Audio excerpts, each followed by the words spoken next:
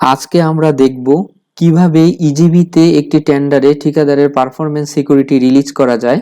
তার জন্য প্রথমেই আমাকে প্রকর এন্টিটি হিসাবে ইজিবিতে লগ ইন করতে হবে এবং একটি বিষয় লক্ষ্য রাখতে হবে, পারফরম্যান্স সিকিউরিটি রিলিজের প্রক্রিয়ার পূর্বেই যেন ইজিবিতে কন্ট্রাক্ট এগ্রিমেন্টে আপলোড করা থাকে এবং টেন্ডারটি অবশ্যই আর্কাইভ করা থাকতে হবে। তারপর আমি পারফরম্যান্স সিকিউরিটি রিলিজ করব। তার জন্য আমাকে যেতে হবে সিএমএস এ। আমি সিএমএস এ ক্লিক করছি। সিএমএস এ ক্লিক করার পর এখানে আপনার টেন্ডার আইডিটি লিখবেন। টেন্ডার আইডিটি লিখে এখানে সার্চ বাটনে ক্লিক করবেন।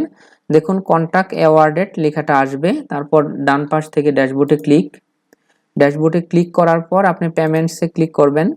পেমেন্টে ক্লিক করার পর দেখুন এখানে লেখা আছে পারফরম্যান্স সিকিউরিটি এবং একবারে ডান পাশে অ্যাকশনের নিচে পেমেন্ট ডিটেলস আপনি চাইলে দেখতে পারেন। রিলিজ রিকোয়েস্ট আছে অপশনটা, আমরা রিলিজ রিকোয়েস্টে ক্লিক করব। রিলিজ রিকোয়েস্টে ক্লিক করে নিচে আমি একটা কমেন্টস করব। নিচে রিলিজ একটা কমেন্টস করে নিচ থেকে সাবমিটে ক্লিক করব। তারপর এখানে ইয়েস ক্লিক করব।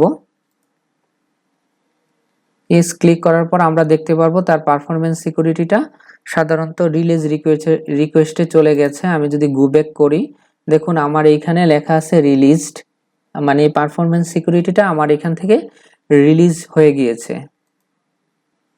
এভাবে একটি টেন্ডারের পারফরম্যান্স সিকিউরিটি আপনি রিলিজ করতে পারেন।